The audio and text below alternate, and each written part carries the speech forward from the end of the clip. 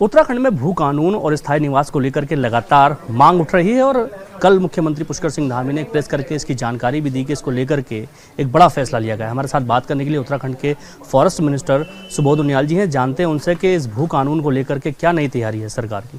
Sir, भू कानून को लेकर के क्या तैयारी है? जिस तरह से अभी एक फैसला आया आपकी सरकार का, पिछली सरकार ने ही लागू किया था, अब इस सरकार ने उसे बदला है। देखिए, बदलेगा प्रश्न ये है, मैंने कहा समय के हिसाब से कई कानूनों में, अपने बने हुए कानूनों में संशोधित किया जाता है।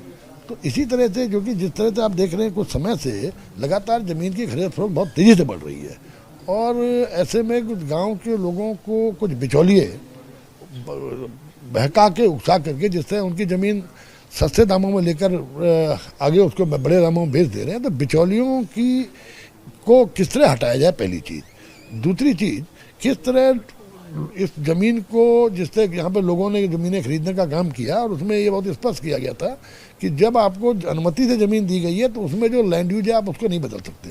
संज्ञान में आया कि कई लोगों ने किसी दूसरे प्रयोजन के लिए ज़मीन ली और उसका उपयोग दूसरे प्रयोजन के लिए कर रहे हैं, तो ऐसी ज़मीनों को सरकार में निहित करने का निर्णय लिया है।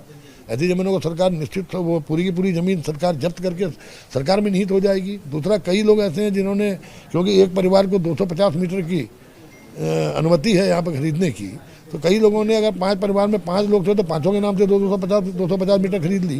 तो ऐसे लोगों को भी चिन्हित करके बाकी ज़मीन को सरकार में निहित कर दिया जाएगा। और लेकिन मेरा बहुत स्पष्ट मानना है, सरकार का भी स्पष्ट मानना है कि बिना जन सहभागिता के, जन जागरूकता के इस बीमारी पर रोक नहीं लगाई जा सकती। अभी टेरी में एक गांव है, जड़धार गांव के लोगों ने, कल परसों की बात थी, है कि पूरे गांव ने आम बैठक करके ये संकल्प लिया है कि कोई अपनी ज़मीन नहीं बेचेगा।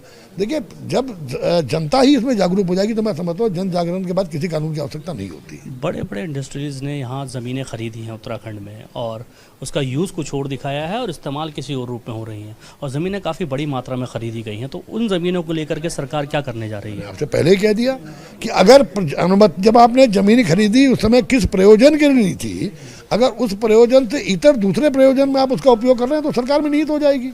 ये जांच शुरू हो चुकी है, शुरू की जाएगी? निश्चित रूप से जांच चल रही है। मैंने स्वयं अपनी विधानसभा में विगत वर्ष एक ज़मीन तो 2004 में जिसको लिया गया था वृद्धाश्रम की प्रयोजन के लिए, लेकिन 20-22 साल तक भी कोई काम उस पर नहीं हुआ और वो प्रयोजन बदलना चाहते थे।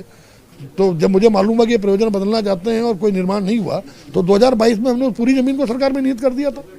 भू कानून को लेकर के जो मांग है, मुख्यमंत्री ने कहा कि अगले सत्र में उसे लागू कर दिया जाएगा। उसको लेकर के क्या तैयारी है सरकार की? देखिए, आपको मालूम है, सरकार ने बड़ी गंभीरता से लेते हुए सुभाष कुमार समिति बनाई थी। सुभाष कुमार समिति की रिपोर्ट आ गई है। उसका परीक्षण करने के बाद राधा रतूड़ी जी जो मुख्य सचिव हैं, उनकी अध्यक्षता में ड्राफ्ट कमेटी बनी है जो कि नए भू कानून का ड्राफ्ट बनाएगी और ड्राफ्ट कैबिनेट बनाने के बाद उसको जनहित में, राज्य के हित में उसको लागू किया जाएगा। हमारे साथ बात करने के लिए उत्तराखंड के फॉरेस्ट मिनिस्टर सुबोध उनियाल थे, जिन्होंने साफ तौर पर कहा कि जिस तरह से उत्तराखंड में ज़मीनों की खरीद फरोख्त हुई, उनकी जांच की जा रही है। अगर ज़मीनों का प्रयोग किसी और काम के लिए किया गया है तो उन ज़मीनों को सरकार कब्जा कर अपने हित में रखेगी और अपने काम में लेगी, क्योंकि जिस तरह से ज़मीनों की यहाँ पर उत्तराखंड में खरीद फरोख्त की गई है उसकी लगातार जाँच की जा रही है। वहीं भू कानून को लेकर के बताया कि भू कानून अगले सत्र में आ सकता है। इसकी रिपोर्ट सरकार के पास पहुँचने वाली है और रिपोर्ट पूरी आने के बाद इस पर फैसला लिया जाएगा। Tanish Khan, ABP live, Dehradun. For exclusive and insightful videos, subscribe to our new channel ABP Live Premium.